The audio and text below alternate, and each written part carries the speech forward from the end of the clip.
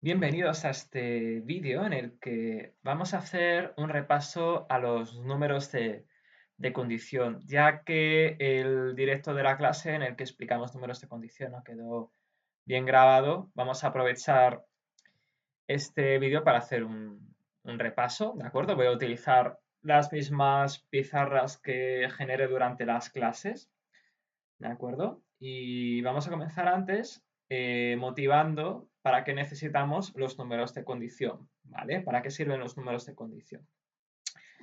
Imaginaos que nosotros tenemos un sistema de ecuaciones a x igual a b, ¿de acuerdo? Con una cierta matriz A, matriz real cuadrada, ¿de acuerdo? Tenemos una matriz de entradas reales, cuadrada, no, perdón, rectangular, con m filas y n columnas, ¿vale? Es una matriz rectangular, un vector de coeficientes b, un vector de incógnitas x, etcétera, ¿no? ¿Cuál es el problema que nosotros queremos afrontar? Pues el problema que queremos afrontar, que queremos resolver es este. Imaginaos que nosotros introducimos cierta perturbación sobre el vector de coeficientes b. Vamos a llamar a esta perturbación delta de b. Lo que nosotros queremos hacer es cuantificar qué efecto produciría esta perturbación del vector b sobre la solución obtenida x, ¿de acuerdo? Si nosotros inducimos esta perturbación delta de b sobre este vector, lo esperable es que la solución del nuevo sistema de ecuaciones, que quedaría ax igual a b más delta de b, no fuese x, sino que fuese el vector x, solución del sistema original ax igual a b, más cierto delta de x, más cierta perturbación sobre la solución de este sistema.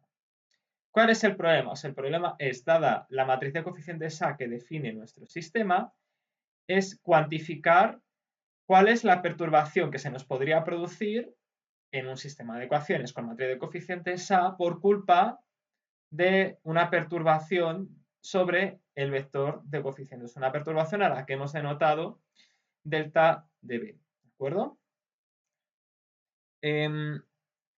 ¿Cómo vamos nosotros a calcular esta perturbación? Bueno, naturalmente, para cada b y para cada delta de b, pues hay una perturbación delta de x determinada, ¿de acuerdo? Pero lo que nosotros queremos hacer es definir, fijada no b puede tener cualquier valor, fijada la matriz de coeficientes A que caracteriza nuestro sistema de ecuaciones lineales, lo que queremos hacer es acotar superiormente cuál es la máxima perturbación delta de x que se nos podría producir sobre la solución del sistema x igual a b si nosotros perturbáramos el vector de coeficientes independientes b por un delta de b cualquiera.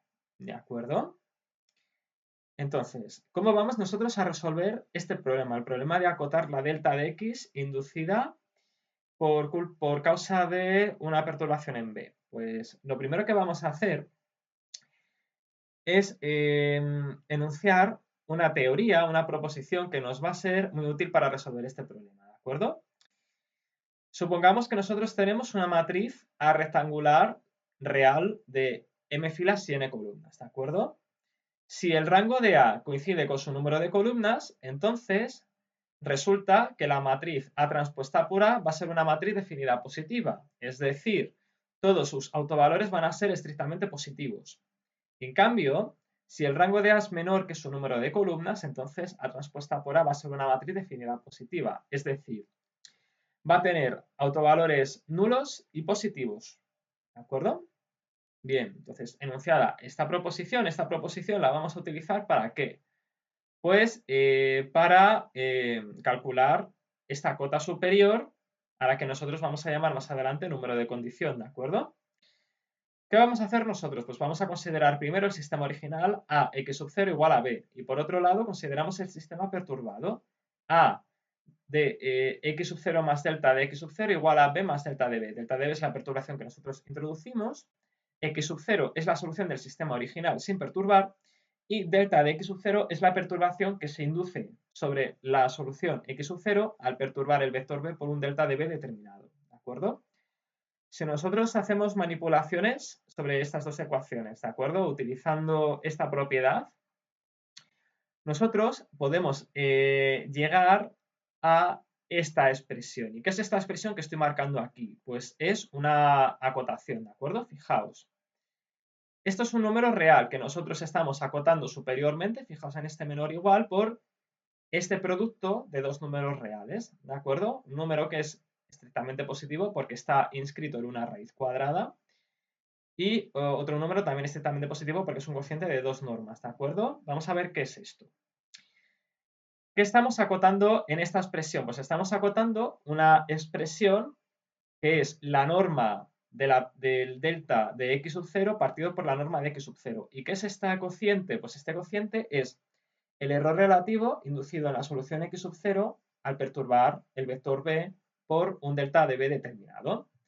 ¿Y qué es este cociente? Pues este cociente es la norma de delta de b partido por la norma de b. Es decir, es la perturbación relativa que nosotros inducimos sobre b, ese cociente entre la norma del vector perturbación que nosotros introducimos sobre b con respecto a la norma de b.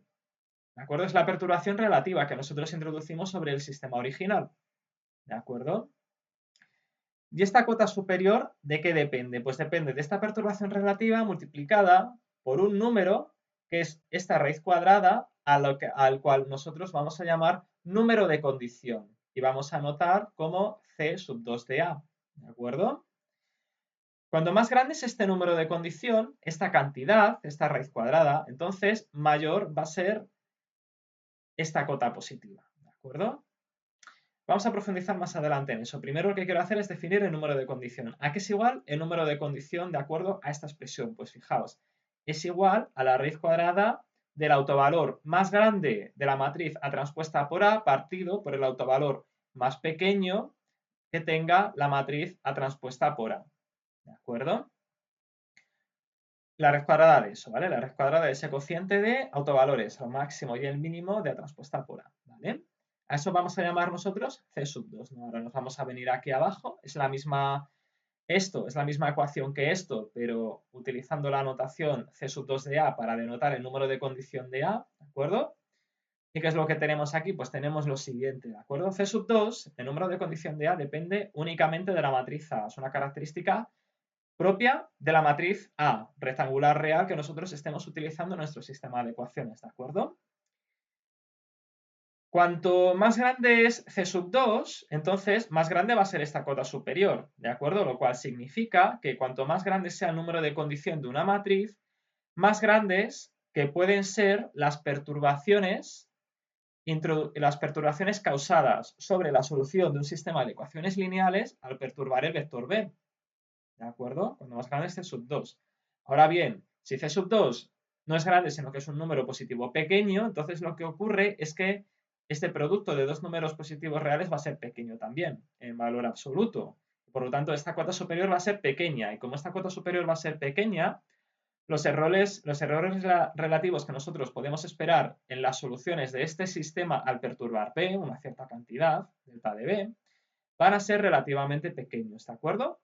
Por lo tanto, fijaos, ¿qué es el número de condición de una matriz? Pues es lo sensible que es esa matriz, o lo sensible que es esa matriz a errores en el vector de coeficientes independientes B cuando nosotros resolvemos el sistema AX igual a B. Eso es la información que nos está dando el número de condición sobre una matriz. ¿Cuánto de estable es esa matriz cuando nosotros la utilizamos como matriz de coeficientes en un sistema de ecuaciones lineales? Ahora voy a abrir otra transparencia para seguir con esto. Aquí está. ¿Vale? Entonces, ahora vamos a hablar ahora de los diferentes valores que puede adoptar una... Ah, por cierto, aquí hay una cosa que está mal.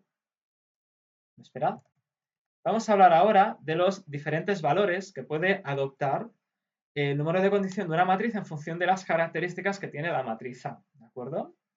Supongamos que A es una matriz real rectangular cuyas n columnas, forman una base ortogonal y tienen todas ellas igual norma, ¿vale? Norma, por ejemplo, igual a 1 o norma igual a 2, ¿vale? Da igual la norma que sea, pero todas las columnas tienen que tener la misma norma. En ese caso, lo que sucede es que el número de condición de la matriz A, si ya tiene cumple estos requisitos, entonces va a ser igual a 1.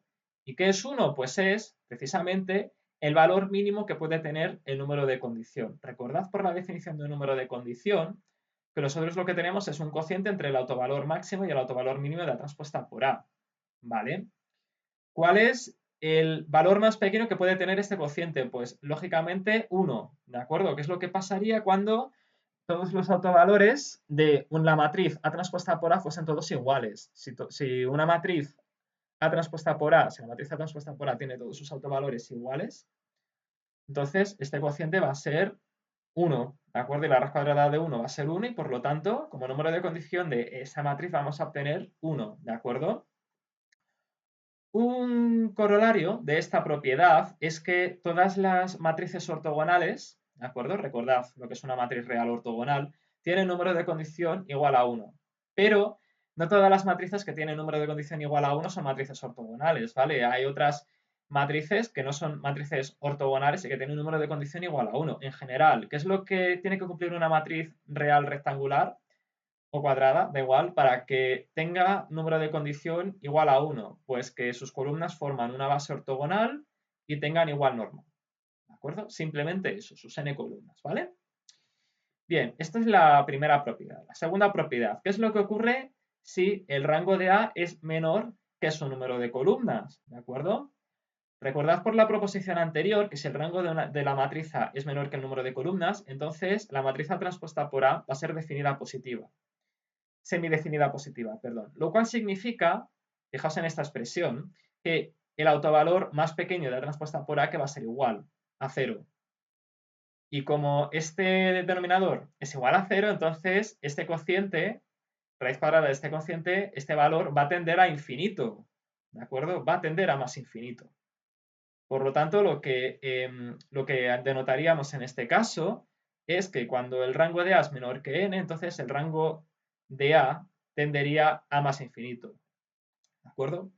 ¿Cómo se llama a las matrices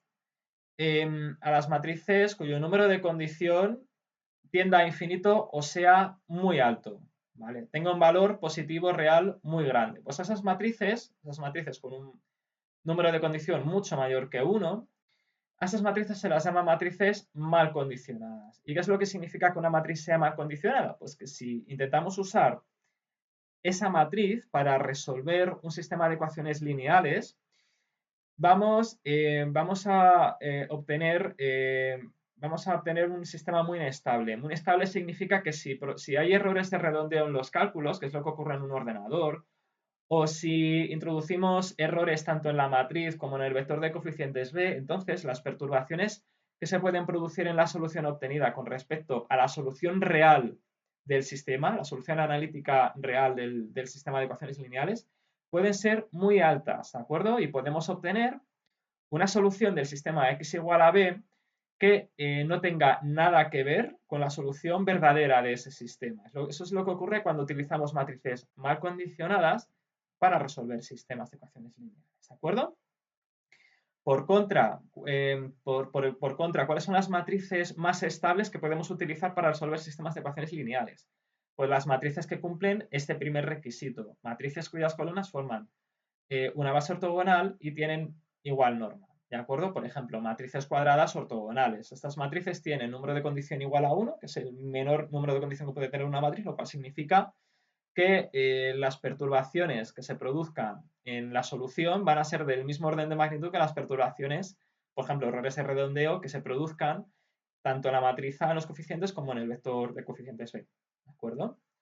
Aquí arriba lo que hago yo es mostrar un pequeño ejemplo, ¿de acuerdo? De cómo utilizar el número de condición de una matriz para evaluar y acotar cuáles son los errores que nosotros podríamos obtener al utilizar esa matriz para resolver un sistema de ecuaciones lineales, ¿no? Por ejemplo, imaginaos que nosotros construimos el sistema AX igual a B para resolver un problema de regresión lineal. Imaginaos que el vector B es un vector columna que contiene datos que nosotros medimos experimentalmente, ¿de acuerdo? Imaginaos que en nuestro montaje experimental, en nuestro laboratorio, nosotros podemos tomar medidas con una precisión del 1%, o con una exactitud, ¿vale? Del 1%. Entonces, en ese caso, ¿a qué sería igual este cociente? Pues si tenemos una precisión del 1%, este cociente, al que voy a llamar aquí epsilon, va a ser igual a 0,01, ¿de acuerdo? Esta fracción va a ser 0,01. Es la máxima precisión que yo puedo obtener en mi laboratorio con los instrumentos de medida que estamos empleando, ¿de acuerdo?